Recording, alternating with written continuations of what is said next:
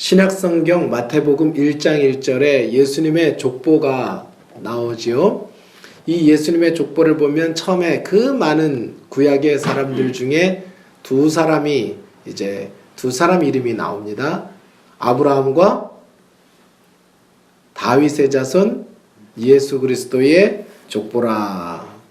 그 많은 사람들 중에 왜 두 사람일까요? 구약 전체를 딱 그냥 두 사람만 찍었어요. 왜 두 사람이죠? 우리는 다 알고 있잖아요. 왜 아브라함과 다윗인지. 이 두 사람의 특징이 있지 않습니까? 어떤 특징이 있습니까? 이 두 사람의 특징이 무엇입니까? 이 두 사람은 하나님을 뜨겁게 사랑했던 사람. 그러니까 첫 번째 계명은 여호와 하나님을 힘을 다하여 생명을 다하여 사랑하는 것이 첫 번째 계명이고 인간의 본분 아니겠습니까? 그 첫 계명을 온전히 이룬 사람들이죠. 하나님을 뜨겁게 사랑했던 참 귀한 성도요, 우리의 믿음의 모델이지 않습니까? 운동하는 사람들은 자기의 롤 모델이 있어요. 난 저 사람처럼 되고 싶다. 악기를 다뤄도 무엇을 해도 나는 저 사람처럼 되고 싶다. 예를 들면 우리나라에 지금 여자 골프가 세계를 휘잡고 있잖아요. 언제부터 그렇게 됐죠? 예, 박세리라는 이 사람이 우리 젊은 우리 대한민국의 이 정말 여성들에게 여자 골퍼들에게 꿈을 심어줬어요. 나는 박세리처럼 될 수 있구나. 그 누가 꿈을 꿨겠어요? 그 미국 전 세계에서 제일 대단한 그 나라에 어떻게 거기서 1등을 할 수 있겠다고 상상조차 했겠습니까? 그러니까 할 수 있구나. 나도 세리 언니처럼 해봐야 되겠구나 해서 요즘은 세계 랭킹 여자 10등에서 1등에서 거의 10등 안에 한 5, 6명이 한국 사람이에요. 미국 사람들이 어떻게 해서든지 한국 사람이 우승 못하게 하려고 법을 바꿔도 소용없어. 예? 골프법을 바꿔서는 어떻게 해서든지 영어 못하면 자르고 별짓을 다 했는데도 이제는 안 되잖아요. 그래 롤모델이 그렇게 있는 것처럼 우리에게도 이 신앙의 롤모델이 다윗과 아브라함이죠. 우리가 그만큼까지 하나님을 사랑하고 큰 믿음을 가지기를 소원해야 될 줄 믿습니다. 이 밤에 아무리 성경을 많이 풀고 많은 이야기를 한다고 뭐가 남겠어요? 뭐가 남겠습니까? 오늘 사실 이거 하나만 마음에 새기면 돼요. 이거 하나 마음에 다 가지고 가시면 돼요. 오늘 그 내용이에요. 내가 아브라함의 믿음, 다윗의 하나님을 향한 사랑을 나도 본받고 싶다. 내가 그렇게까지 하나님을 사랑하고 그렇게까지 믿는 자가 되고 싶다. 이것이 하나님 우리에게 주신 이 두 사람을 통해서 주시는 메시지인 거예요. 아가서 7장 1절에서 10절은 사랑의 찬가이죠. 사랑의 찬가예요. 너무너무 사랑하면 노래가 나오는 거예요. 시가 써지는 거예요. 제가 50이 되니까 시를 못 쓰겠어요. 근데 제가 17, 18때는 시도 쓰고 밤에 글도 쓰고 왜냐하면 누군가를 좋아하는 사람이 있었는데 그렇게 시가 써지더라고요. 글이 써지고 일기가 써지고. 그런데 이 사랑이 묘약이잖아요. 사랑이 묘약입니다. 사랑이 약이에요. 그래서 아무리 미운 사람도 사랑하면 예뻐 보여요. 예뻐서 사랑하는 건 오래 못 가요. 미스코리아하고 한 3달만 살면 못 산대요. 네? 자존심 상해서 하도 지어 놀라가지고 남편을. 근데 사랑하는 사람은 살면 예뻐 보이는 거예요. 그게 더 나은 것이죠. 하나님이 얼마나 아브라함과 다윗 같은 사람이 이런 성도, 오늘 아가서 7장에 나오는 이 사랑의 찬가는 하나님이 사랑하는 성도에 대한, 예수님이 사랑하는 성도에 대한 노랫말이에요. 예수님의 노래. 이걸 비유적으로 이렇게 표현한 거예요. 얼마나 하나님이 아름답고 사랑스러우면 그냥 신부, 예쁜 신부를 그냥 너무너무 고귀한 신부에게 노래하고 찬가를 하고 무릎 꿇고 창문을 열어다오 내 사랑하는 마리아 이러듯이 그렇게 지금 찬양을 하고 있잖아요. 이게 좀 우리나라 성경에 보니까 좀 옛날 분들이 100년 전에 번역을 해가지고 맛이 좀 안 나요. 그래서 제가 만나게 다른 성경, 요즘에 최근에 번역한 성경을 한번 읽어볼 텐데 여러분들이 뭐 닭살이 돋을지도 모르겠지만은 그렇게 생각하지 마시고 하나님이 예수님이 사랑하는 교회와 성도에게 이렇게 표현도 하시는구나. 그렇게 생각하시고 한번 들어보세요. 신을 신은 그대의 두 발 맵시 있고 우아하네. 그대의 움직임 여왕과도 같고 나긋하고 우아한 손발 예술가의 작품 같네. 그대의 몸은 포도주가 가득한 성배 부드러운 황갈색 피부는 산들바람 닿은 밀밭 그대의 두 젖가슴은 한 쌍의 새끼사슴 그대의 목은 둥글고 날씬하게 깎아낸 상아 그대의 두 눈은 신비를 머금은 빛의 우물 오 비할 데 없는 여인이여 그대가 나타나면 그 모습을 바라보고 모두 눈을 떼지 못한다네. 이제 다른 여인은 눈에 들어오지 않네. 그대의 아름다움은 안팎으로 완벽해요. 이거 요즘의 식으로 이렇게 본문을 좀 풀어낸 거예요.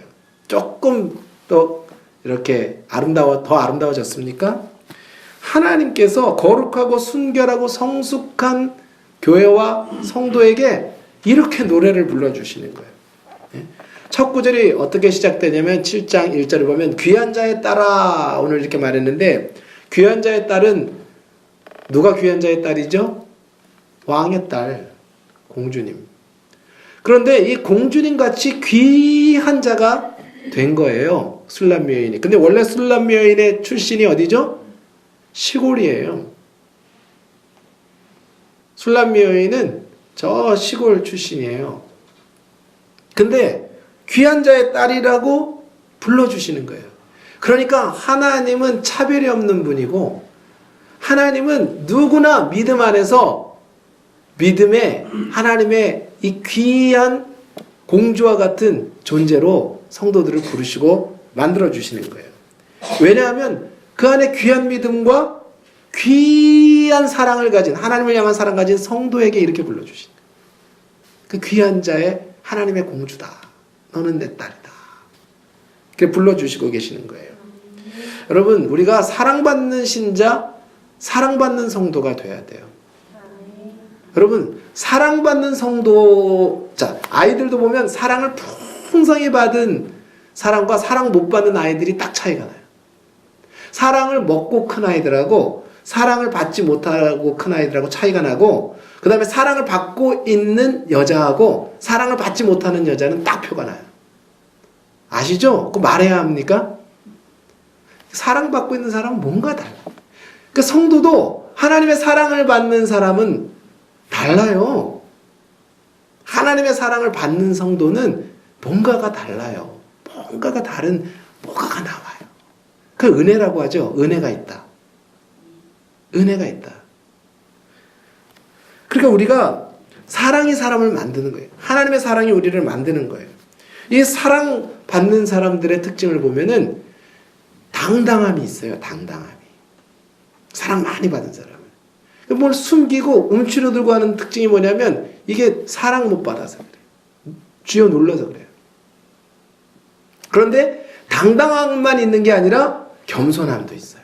진짜 사랑을 받은 사람들은 겸손함도 있어요. 감정도 풍부해요. 그래서 우리가 그런 성도, 하나님의 사랑을 받는 자처럼 우리가 보여야 되고 또 우리 자녀들도 사랑받는 자처럼 키워야 됩니다. 자식 잘 키워야 돼요. 부모 책임이 많아요. 그러니까 인생의 사실 80%는 부모가 어떻게 키웠느냐에 따라서 그렇게 영향을 받고서 크는 거예요. 부모가 어떻게 키우느냐에 따라서 자식이 달라지는 거예요. 정말로 달라지는 거예요. 오늘 말씀을 보니까 이 표현을 보시면 성경의 표현을 보시면 하나님이 얼마나 사랑의 표현이 풍부한가 한번 보세요. 하나님이 우리를 향하여 이렇게 표현하신다고 생각하시면 하나님이 얼마나 표현이 풍부하시고 때로는 사랑을 격하게 표현하신다니까요. 그러니까 우리가 사랑은 표현해야 돼요. 어떤 사람들은 뭐 사랑 표현하라 그러면 그렇게 말해요. 그거 꼭 말해야 돼, 알아? 꼭 말해야 하지 않아? 그걸 꼭 표현해야 됩니까? 사랑하면은 표현하지 말라고도 하는 거예요. 꽃 싸들고 달려가는 거예요. 꽃 싸들고. 사랑할 때는. 그게 아니죠. 아니, 울리지 않는 종이 무슨 의미가 있어요? 울리지 않는 종이 무슨 의미가 있으며, 읊어주지 않는 시가 무슨 의미가 있어요? 읊어주지 않는 시가. 그렇죠? 마찬가지예요. 표현되지 않는 사랑은 사랑이 아니에요. 진짜 사랑이 아닙니다. 진짜 사랑은 표현하게 되는 거예요. 여러분, 핸드폰에 여러분 배우자 보통 자식들 전화번호 이렇게 넣어놓잖아요. 보통 이제 이렇게 연애할 때 신혼 같은 경우에 핸드폰에 이제 배우자를 뭐라고 해놓죠? 이름을 그냥 적습니까? 김정현 이렇게 적습니까? 우리 연애를 안 해봐 몰라. 그때는 핸드폰이 없었죠. 예? 어쨌든 지금 요즘 사람들은 뭐라고 적을까요? 뭘 적어 놓잖아요. 이렇게 핸드폰에 이름 적어 놓으면 왼수, 평생 왼수 이렇게 적어 놓습니까? 띠디디 울리면 평생 왼수 이렇게 울립니까? 핸드폰에 뭐라고 적어 놓으셨냐고요? 제가 아는 목사님은 사랑하는 나의 뭐뭐뭐 이렇게 적어 놨더라고요. 그러니까 그걸 보고 나서 부인도 사랑하는 나의 남편 이렇게 적어 놨더라고요. 어느 목사님이 그걸 보고서 나도 그렇게 적어 놔야 되겠다. 근데 그건 뭐 가식적으로 그렇게 적은 게 아니에요. 진짜 사랑하니까 그렇게 적어 놓는 거죠. 자, 우리가 생각할 때 연애 때 사랑은 풋사랑이에요.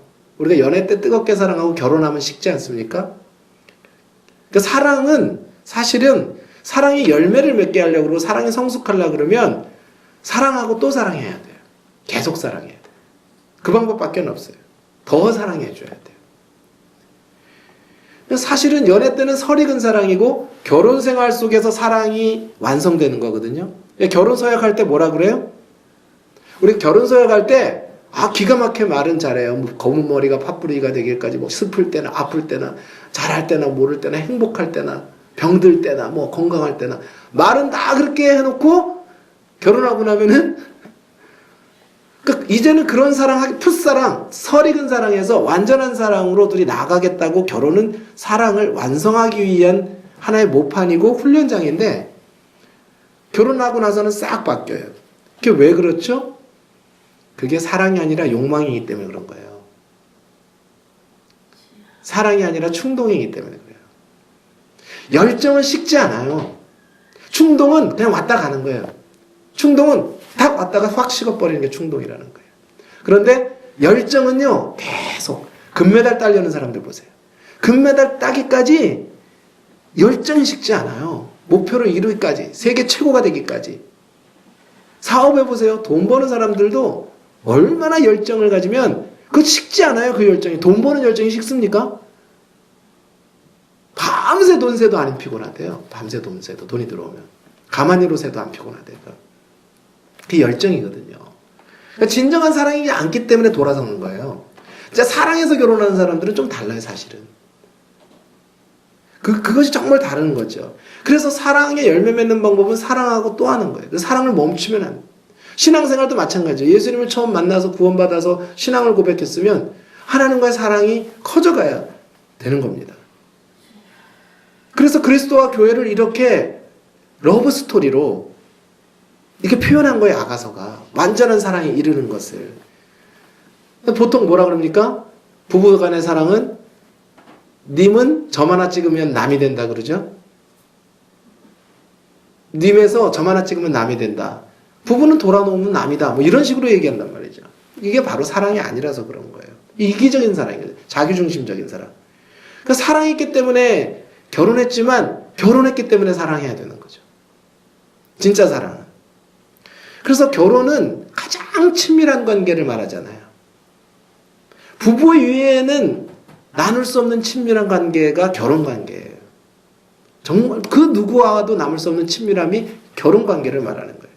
그러니까 하나님과 우리의 관계가 그렇게 된 신앙생활은 어떠면은 결혼생활이다. 하나님과의 결혼생활이다. 이 결혼생활 잘하는 방법 오늘 두 가지 성경적 원리를 살펴보면 첫 번째, 남편은 칭찬을 먹고 삽니다. 남자는 인정을 먹고 사는 거예요. 그러니까 여자는 뭐를 먹고 살아요? 남자와 여자가 뭐 사랑과 인정은 다 있어야 되지만 조금 달라요. 남자는 인정을 먹고 살고 여자는 뭘 먹고 살아요? 사랑을 먹고 살아요. 그게 달라요. 그러니까 남자는 사랑만 해줘서는 안 돼요. 인정을 해줘야 돼요. 인정을. 그게 남자가 커요. 그러니까 남자는 인정받지 못하면 아무리 사랑해줘도 인정받지 못하면 100가지 중에 99가지를 잘하고 한 가지를 못해도 인정하지 않으면 99가지가 쓰레기통에 들어가요. 소용없어요. 남자는. 여자는 사랑해주지 않으면 99가지 잘해도 그게 다 소용없어요. 외로워요. 힘들어요. 가정생활 하는데 남편의 사랑을 못 받으면 공허하고 살기 싫고 살 수가 없는 거예요. 그러니까 여자가 제일 힘들 때가 뭡니까? 여자가 제일 힘든 거는 남편이 바람필 때. 남자가 딴 여자를 사랑하면 제일 힘든 거예요. 남자가 제일 힘들 때는요, 일이 없을 때, 백수되면 제일 힘든 거예요. 그게 사랑과 인정의 차이라서 그런 거예요. 그러니까 성경이 뭐라고 얘기합니까? 여자는 남편에게 인정하려면 순종해야 된다. 복종해야 된다. 복종. 이게 결혼생활 질서. 하나님. 여자는 남편에게 복종하라. 이게 군사용어예요. 군대용어. 그리고 남자는 여자를 그리스도가 교회를 사랑한 것 같이 어떻게 사랑하나? 사랑하라. 예, 이것이 바로 신앙적인 가정의 원리예요. 그래야 모든 게 다 통하게 되는 것입니다. 자, 오늘 이 거무잡잡하고 별것 없는 술람 여인을 향한 하나님의 사랑 표현을 보세요. 왜 그렇죠? 이 신부가 하나님을 향한 순종과 거룩함이 너무 아름다워. 예수님을 따라 산으로도 들로도 골짜기로도 가는 거예요. 사랑 때문에. 주님을 온전히 신뢰하고 사랑해요. 그러니까 너무너무 이 칭찬을 아름답게 해주시는 거예요. 그래서 신부의 헌신에 대한 찬양이잖아요. 신부가 얼마나 이 성숙하게 주님을 따라 성숙했는지 오늘 10가지 아까 글을 보여주시면 쭉 옆에 보시면 제가 해석만 해드리면 이 10가지가 한 가지 한 가지 사실은 다 의미가 있는데 복음의 신을 신은 발 갖고 있고 훈련된 양육자가 되었고 배꼽은 생명을 잉태하는 통로고 두 유방은 풍성한 말씀의 젖줄을 갖고 있는 거예요. 또 상아와 같은 망대와 같은 목은 거룩한 의지와 순종, 또 맑은 눈은 시냇과 같은 눈은 맑은 영혼에서 나오는 분별력이에요. 그러니까 분별력은 눈이 맑아야 돼요. 안경이 더러워지면 아무것도 안 보이는 것처럼 창이 더러워지면 영혼이 맑은 사람이 분별력이 생겨요. 영혼이 어두우면 영적 분별이 안 됩니다. 그 다음에 성령의 역사를 또 분별하는 능력은 냄새를 맡은 것처럼. 또 허리를 두른 밀단과 같은 밀단을 두른 것 같은 허리는 가을의 추수들판과 같은 영혼권의 열매를 맺는 성도. 이 머리는 거룩한 지혜를 말하고. 이런 영적인 것들을 주님을 따라가다 보니까 주님을 닮다 보니까 이렇게 성도가 아름다웠어요. 이게 바로 아브라함의 신앙이고 다윗의 신앙인 거예요. 바울의 신앙인 것이고. 우리가 사모할 만한. 그래서 마지막에 이제 한 예를 보면은 왕이 이 머리털에 매였다. 자줏빛 머리털에 매였다. 그리고 10절 말씀 보면 자줏털 머리에 내가 매였다. 마음이 이렇게 사로잡혔다. 그 자줏털 머리털이 무엇입니까? 5절 말씀. 자줏빛이라는 것은 헌신과 사랑, 그러니까 생명을 건 사랑을 말하죠. 생각해 보세요. 베다니 마리아가 예수님의 발에 향료값을 붓고 머리털로 씻었다고 생각해 보세요. 왜 머리털로 씻었을까요? 주님을 생명받쳐 사랑하는 거예요. 너무너무 깊이 사랑하는 거예요. 그러니까 이 사랑의 헌신도 종교적인 의무 헌신이 있고요. 종들은 두려워서 순종하죠. 종들은 무서워서 순종합니다. 일꾼은 의무감으로 해요. 사꾼이니까. 그런데 연인은 사랑에 의한 순종이 나오는 거예요. 사랑하기 때문에 헌신도 하나도 안 힘들어요. 하나도 안 힘든 거예요. 그 헌신을 자줏빛 머리털의 헌신이라고 오늘 말하거든요. 내 머리는 자줏빛 같구나. 주님을 향한 그 사랑을 말하는 거예요. 그러니까 6절 말씀을 보세요. 6절에 이런 사랑을 보시고 마음에 동하여서 주님이 뭐라고 그를 향하여 또 고백합니까? 다 같이 시작. 사랑아, 내가 어찌 그리 아름다운지, 어찌 그리 화창한지 즐겁게 하는구나. 어찌 그리 아름다운지요. 어제 아침에 시편 8편.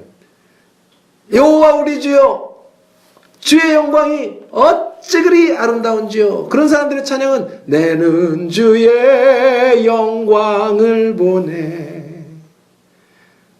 그 빛난 영광 온 하늘 덮고 그 찬송 온 땅 가득해. 하나님의 영광을 본 사람들. 이사야 선지자가 하나님의 영광을 본. 어찌 그리 아름다운가. 그러니까 하나님과 우리가 서로 이렇게 살아야 돼. 이렇게 살아야 할 줄 믿습니다. 사랑은 완전히 온전히 하나로 매이는 거예요. 이것이 바로 성도의 특권이에요. 하나님 마음을 사로잡을 수 있는 특권. 이 온 우주에 오직 유일한 존재, 예수님 마음 휘어잡을 수 있는 유일한 존재, 감동 줄 수 있는 유일한 존재. 근데 그 감동이 어디서 나오냐? 자줏빛 머리털의 헌신에서 나온단 말이죠. 마리아의 향유값을 복음이 전해지는 데는 어디가, 그 예수님이 비싼 거 부었다고 그러십니까 지금? 아니에요. 그 마리아의 사랑을, 주님을 향한 사랑의 헌신을, 순교적 헌신을 보면서 이 복음이 전해지는 곳곳마다 이 여인이 행한 일도, 이 여인의 사랑도 기념하라. 나를 향한 사랑도 기념하라. 그렇게 말씀하셨어요. 그래서 하나님을 향한 우리의 사랑이 뜨거우려면 이 세상에서는 우리의 몸도 거룩해야 돼요. 육체도. 우리가 우리 몸을 잘 관리해야 됩니다. 마음만 하나님 사랑한다고 하고 행동은 하나님 사랑하지 않으면 그 사랑, 이게 이중적인 사랑이에요. 거짓 사랑입니다. 왜 그런가 보세요. 왜 그런가 보세요. 로마서 12장 1절을 보면 그러므로 형제들아 내가 하나님의 모든 자비하심으로 너희를 권하노니 너희 무엇을? 몸을 하나님이 기뻐하시는 거룩한 산제물이 뭐예요? 살아있는 제물이에요. 살아있는데 죽은 거예요. 죄가 죽은 거예요. 온전히 순결한 제물이에요. 고린도서 6장 15절 말씀 다 같이 읽습니다. 시작. 너희 몸이 그리스도의 지체인 줄을 알지 못하느냐? 내가 그리스도의 지체를 가지고 창기의 지체를 만들겠느냐?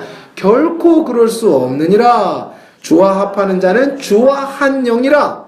너희 몸은 너희가 하나님께로부터 받은 바 너희 가운데 계신 성령의 전인 줄 알지 못하느냐? 너희는 너희 자신의 것이 아니라 값으로 산 것이 되었으니 그런즉 너희 몸으로 하나님께 영광을 돌리라. 주님과 한 영이다. 그러니까 성령이 우리 안에 계셔도 이 귀신은 자기가 느껴요. 내 안에 이상한 영이 들어와 있다는 거를. 근데 성령은 우리가 계셔도 못 느껴요. 왜? 한 영이기 때문에. 나와 영이 하나니까 아니라 난 거 같은 거예요. 난 거 같은 거예요. 내 생각 같은 거예요. 근데 내 안에 거룩한 생각이 나오고 거룩한 열정이 나오는 건 내 것이 아니에요, 사실은. 주님 사랑하는 마음이 내 것이 아니에요. 아니 전자공학과 나온 제가 뭘 그렇게 주님을 이성적으로 사랑하겠어요. 우리가 뭘 그렇게 2000년에 죽은 한 남자를 사랑하겠어요. 십자가에 죽은 한 남자. 성령이 하시니. 주님을 향한 사랑은, 존경은 사랑을 성령에 의해서 주님과 한 영이니 내 영혼을 더럽히면 안 되는 거예요. 내 영혼을 더럽힐 수 없는 거예요. 자, 그래서 육체도 잘 관리해야 돼요. 왜 그러냐면 몸이 정결해야 영혼도 정결한 거예요. 몸과 육은 분리되지 않습니다. 영혼과 육이 분리됩니까? 정결한 영혼과 정결한 마음을 가진 사람이 정결한 몸을 지킬 수 있는 거예요. 이게 따로 노는 게 아닙니다. 따로 노는 게 아니에요. 거룩한 삶을 살 때 마음도 깨끗해지고 영혼도 자존감을 얻고 마음이 깨끗해야 또 거룩한 삶을 살고 싶어지고 거룩하게 관리를 하고 싶어지는 거예요. 그래서 그리스도께서 우리에게 원하는 건 대단한 어떤 일이 아니잖아요. 먼저 원하는 건 온전함, 거룩함. 성도가 힘써야 할 것은 거룩함이에요. 거룩함. 주님을 향한 사랑. 자, 이런 하나님의 사랑을 거룩하고 온전하게 된 성도는 이제 자동적으로 열매가 맺혀지는데 그것이 뭐냐면 이제 사명이 생기는 거예요. 진짜 하나님 사랑하면 사명이 생긴다. 아멘. 진짜 하나님 사랑하는 사람은 사명에 불타게 되어 있어요. 이게 따로 또 노는 게 아니에요. 이게 절대 따로 놀 수가 없어. 하나님 사랑과 사명이 따로 놀 수 없어요. 왜 그렇습니까? 오늘 9절 말씀 보세요. 시작. 내 입은 좋은 포도주 같을 것이니라. 이 포도주는 내 사랑하는 자를 위하여 미끄럽게 흘러내려서 자는 자의 입을 움직이게 하느니라. 예, 여기 좋은 포도주가 무엇을 말합니까? 성령의 포도주. 성령의 포도주. 그 기쁨을 주고 그래서 사도행전 2장에 보면 성령 받았을 때 뭐라고 얘기합니까? 어떤 이들이 조롱하여 이르되 그들이 새 술에 취하였도다. 술 취한 줄 알았어요. 성령 받은 사람들을. 성령이 너무 충만하니까. 하나님이 요엘 선지자를 통해서 말세에 내가 남종과 여종에게 성령을 부어준다 그랬어요. 부어준다. 내 영을 모든 육체에게 부어주리니 너희 자녀들은 예언할 것이요 너희 젊은이들은 환상을 볼 것이요 꿈꾸고 너희 늙은이들은 꿈을 꾸리라. 그러니까 영적인 꿈이 온다니까요. 거룩하잖아요. 하나님 앞에 정말 거룩하고 영적인 삶을 살고 정말 금식하고 하나님 뜻을 묻잖아요. 그럼 영적인 꿈도 오고요. 신비체험도 해요. 신비체험도 합니다. 영적 체험들이 와요. 꼭. 그것이 우리가 쫓아갈 것은 알지만.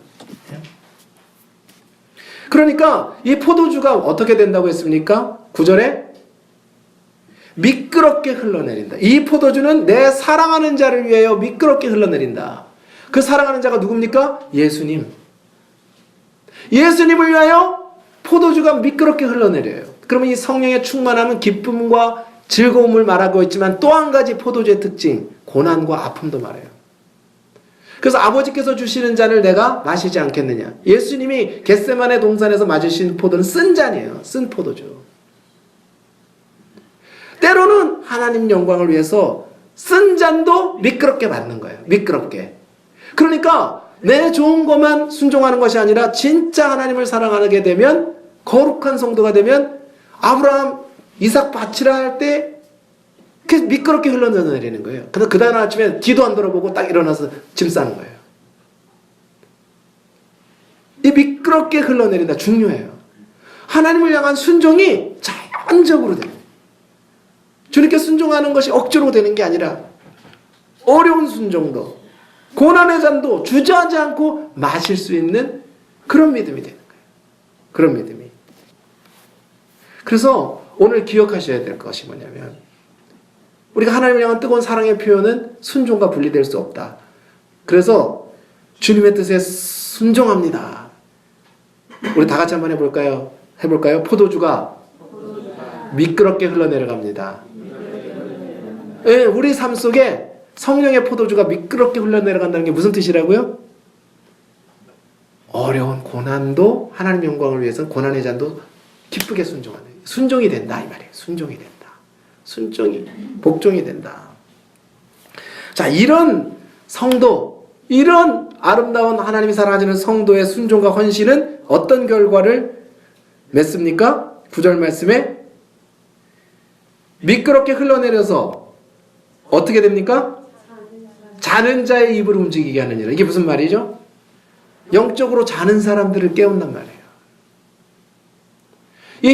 옛날에 힘없는 사람들, 갑자기 기진한 사람들을 포도주를 먹이면, 꿀을 먹이면 딱 살아나잖아요. 쓰러진 소에게 낙지 먹이면 벌떡 일어난다며요. 그런 얘기가 있어요. 이 소가 기진맥진했을 때 낙지를 헤매기면 벌떡 일어난다, 그런 얘기가 처음 들어보셨어요? 처음 들어봤어요. 들어보신 분 이런 얘기. 있잖아요. 그러니까 제가 거짓말하는 건 아니에요. 제가 들은 게 헛된 건 아니에요. 그런 것처럼 이게 번쩍 영혼을 살아나게 하는 게 뭐냐면 이 성도의 사랑, 주님의 성령 충만한 사람이 가면은 사람이 일어나요. 사람이 힘을 얻는 거예요. 약한 약한 자가 힘을 얻고 새 힘을 얻고 믿음을 잃었던 자가 믿음이 생기고 하나님을 향한 힘이 생기고 낭망했던 자가 그걸 보고 본받게 되고 5월 16일 날 영화 보러 가야 되죠? 교회 오빠 보러. 교회 오빠 보러 다 같이 가요? 네, 교회에서 한번 대전해가지고 한번 가요. 그러니까요, 자는 사람을 깨우게 된다. 이걸 위해 사는 거예요, 우리가. 영혼 구원, 하나님 나라 가기 전까지 자는 사람을 깨우게 된다. 자, 그러면 이 성령 충만한 신자는 두 가지가 마음속에 늘 있어요. 10절 말씀 나가시겠습니다. 시작.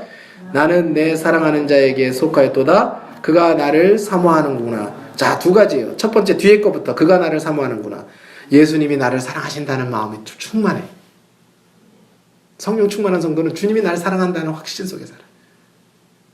두 번째는 무엇입니까? 나는 내 사랑하는 자에게 속하였도다. 앞에 거. 무슨 말입니까? 나는 주님께 온전히 속했다. 나는 주의 것. I am yours. You are mine. 나는 주님의 것. 난 주님의 것. 아멘? 이게 확실해지는 거예요. 이게 확실해지는 거예요. 그러면 우리가 예수님을 온전히 나의 모든 것을 들여 사랑할 수 있는 이 사랑이 어디서 왔습니까? 요한일서 4장 19절. 그분이 먼저 우리를 사랑하셨기 때문에. 우리가, 형제들아, 우리가 사랑하면 다 같이 하나님의 사랑을 알고 보니 그분 사랑 안 하고 못 베긴다.